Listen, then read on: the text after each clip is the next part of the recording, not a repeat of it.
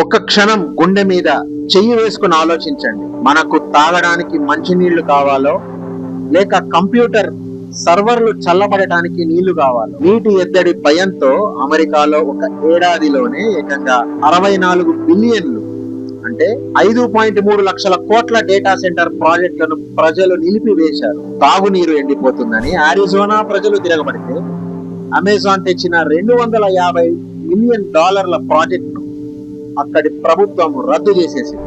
Ireland తమ రాజధాని డుబ్లిన్ లో కరెంట్, నీటి వనరులు పడిపోతున్నాయని కొత్త డేటా సెంటర్లను పూర్తిగా బ్యాన్ చేసేసింది. కానీ మన భారతదేశంలో మన నేల, నీరు, వనరులను పశ్చిమ దేశాల టెక్ దిగ్గజాలకు వేలం వేస్తున్నారు.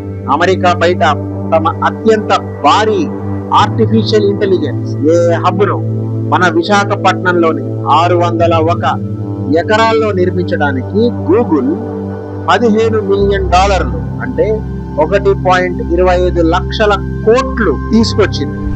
ఇందులో స్థానిక మౌలిక సదుపాయాలు, విద్యుత్ కోసం అదానీ గ్రూప్ భారీగా ఇన్వెస్ట్ చేస్తోంది. కానీ అసలు కారణం ఏంటో తెలుసా?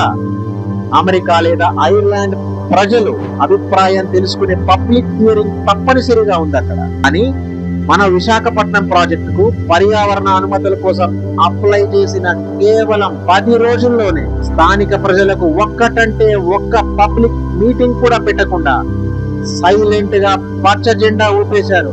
ఈ గూగుల్ వైజాగ్ క్యాంపస్ నిరంతరం నడవడానికి 80 కోట్ల లీటర్లు మంచినీటిని తాగేస్తుంది. ఇప్పటికే రోజు 70 మిలియన్ల లీటర్ల నీటి కొరతతో అల్లాడుతున్న వైజాగ్ ప్రజలకు ఎండాకాలంలో కరువు వస్తే ప్రభుత్వం గూగుల్ సర్వర్లకు నీళ్లు ఇస్తుందా లేదా మన ఇంట్లోని పిల్లల దాహం తీర్చడానికి నీళ్లు ఇస్తుందా? పోనీ ఈ ప్రాజెక్ట్ ఎక్కడ నిర్మిస్తున్నారో తెలుసా? చిరుత పులులు, అరుదైన జీవులు ఉండే కంబాల కొండ అడవి ప్రాంతంలో కేవలం 860 మీటర్ల దూరంలోనే కడుతున్నారు. అందుకే ఇప్పుడు ప్రజా సంఘాలు రోడ్డెక్కేశాయి. జల్ బిరాదారి వేసిన ప్రజా ప్రయోజన వ్యాజ్యం బిల్ పై ఆంధ్రప్రదేశ్ హైకోర్టు ప్రభుత్వానికి నోటీసులు ఇచ్చింది. Human rights forum, national green tribunal లో ఏకంగా 3 కేసులు ఫైల్ చేసి ప్రభుత్వాలు ఏం చెప్తున్నాయంటే ఈ ప్రాజెక్ట్ తో 1,88,000 ఉద్యోగాలు వస్తాయి, గ్రామీణ తాగునీటిని మళ్లించము అని చెప్తుంది. కానీ 20 ఏళ్ల పాటు నిరంతర నీటి సరఫరాకు గ్యారెంటీ ఇచ్చిన ప్రభుత్వం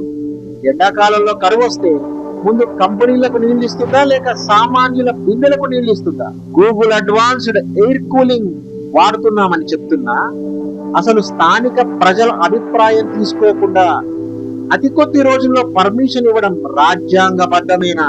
మాకు ఏ టెక్నాలజీ కావాలి, డిజిటల్ విప్లవం కావాలి, కానీ అది మన జీవనాధారమైన నీటిని, అడవులను బలి ఇచ్చి మాత్రం కాదు.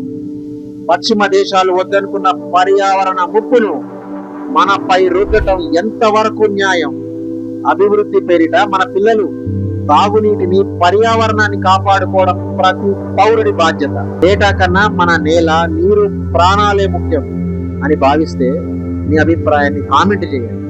ప్రతి పర్యావరణ ప్రేమికుడికి ఈ వీడియో షేర్ చేయండి.